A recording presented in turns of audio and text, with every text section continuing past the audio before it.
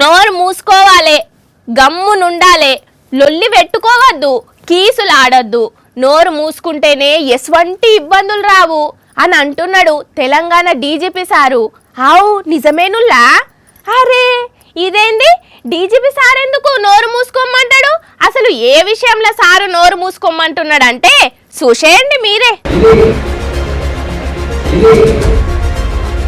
నీ కథ సల్లగుండా ఇదెక్కడిచ్చంద్రం? అందరినీ నోరు మూసుకోమని చెప్పి తీరా చూస్తేనేమో డీజీపీ సారే నోరు మూసుకుంటున్నాడు. అసలు ఏంది ఈ నోరు మూసుకునే ముచ్చట్ను ఎందుకు ముంగటేసుకున్నాడు సారు అంటే,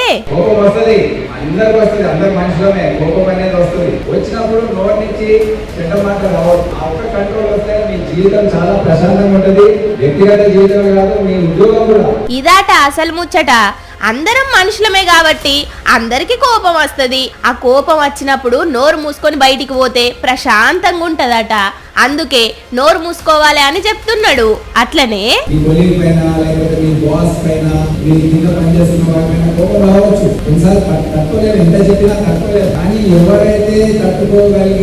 నోరు మూసుకుంటాడో మూసుకుంటుందో ఆమెనే విజయవంతంగా